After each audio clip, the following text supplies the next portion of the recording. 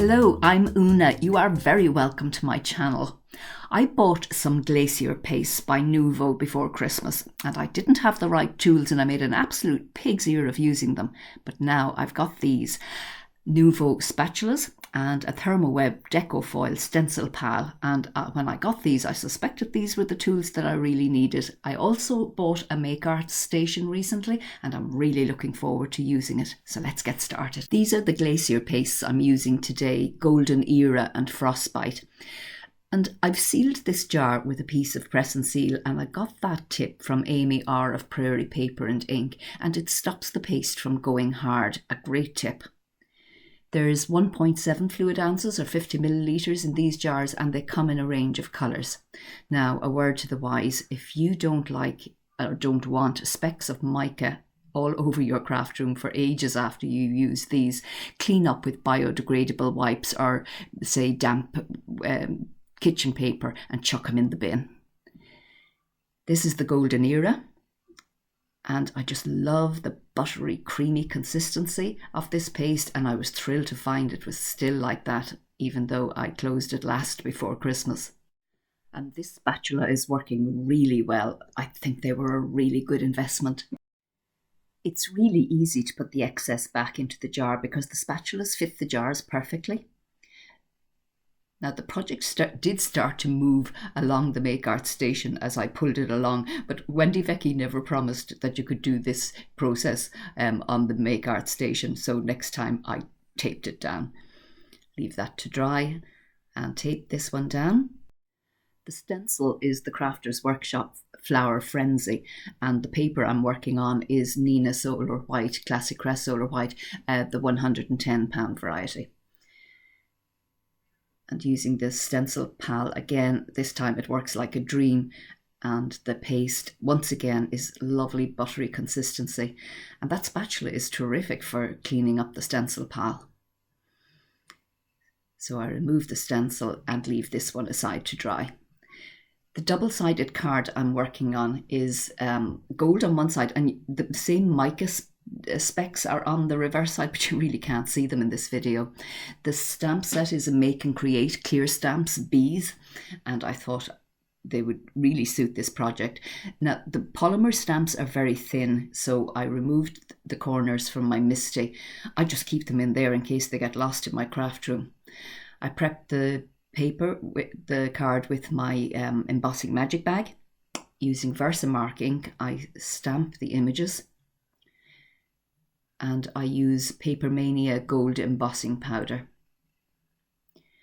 to coat the images and then heat that up until it's smooth and melted, first cleaning off by tapping and using a brush.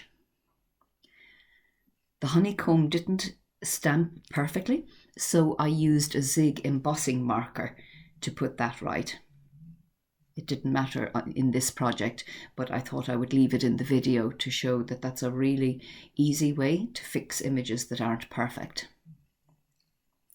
I use VersaFine Onyx Black ink to stamp the bees, and this time I coat them with clear embossing powder.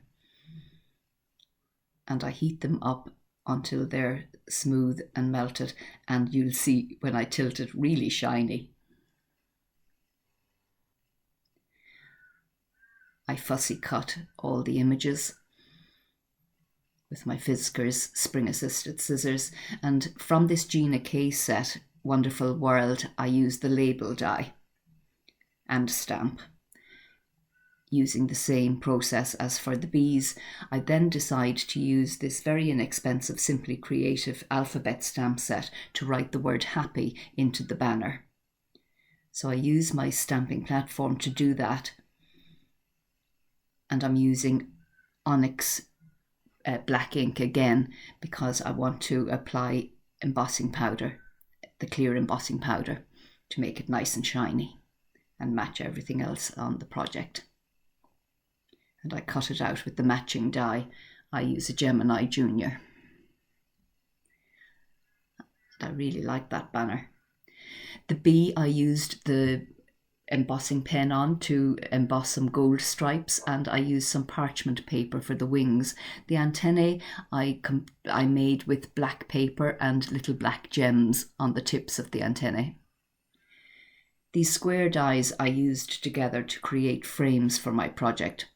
I taped them down together, and first of all I used black glitter cardstock, but I thought it was too stark, and then I tried gold glitter paper, and I thought that was too samey, and I tried them together and I thought, that's just perfect, that's the look I'm going for. So I was ready to move on to the floral images. I white embossed the middle flower and gold embossed the centre of it, and then used this Windermere juicy black pen to put some ink into the centre of that floral image and clear embossed it, and I clear embossed that other floral image as well, and I selected these gems to finish off the card. So now it was time to assemble it, and I used a bit of press and seal to pick up all the images together. Peeling it off carefully, turned that over, and I used some small foam dots to pop up the bees. And then using high-tack, fast-tack glue, which I apply in a Gina K bottle, I flip over that and apply it to the card, or the panel. I tease it into place. This is quite simple, and now the only things that have to be attached are the banner, which I used some foam tape on the back of, and the bee, I used foam tape and some glue so that the head is popped up.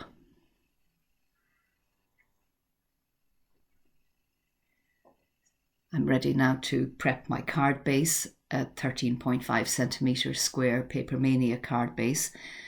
I apply my panel to the centre of that, just eyeballing it. Apply glue to the frame, the gold frame first, and then when I put the black on, I thought it was still a little bit too wide, so I cut the four sides with my long scissors, and then applied that on top, offsetting it a bit. I thought it looked nice that way. And for a final flourish, I used some Nuvo crystal glaze to add some shine and dimension to the bees, and I was really pleased with that. So onto the other project, and I used the happy hellos from my favourite things, which I store in drawers like this in my craft room, and I used a scalloped circle. I think that's an X-cut die, I must look it up. For the background, I decided to use the same Flower Frenzy stencil, and with a very light grey, I inked it in such a way that when the circle with the glacier paste is put over the top, it perfectly matches the image on the background.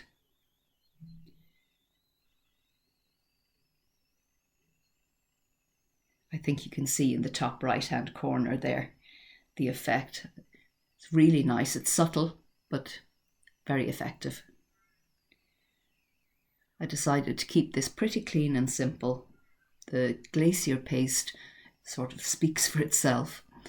I used the magnetic ruler on the Make Art station to help me get the hello straight. Very useful indeed. And because I'm adhering the sentiment on top of glacier paste, I pop on some acrylic blocks to help it dry. I add some bling to the card, and then I declare it finished. Lovely. Really pleased with the way it turned out. I do hope this video inspires you to give glacier paste a try. Do remember to clean up with the disposable wipes if you don't want a mica mess. I hope you'll come back to Una's Crafty Cards. I would love if you would subscribe to my channel. Please leave a comment below. I'd love to talk to you, and I'll see you soon in another video. Maybe you'd like to watch the videos that are suggested on screen. Bye for now. All the best.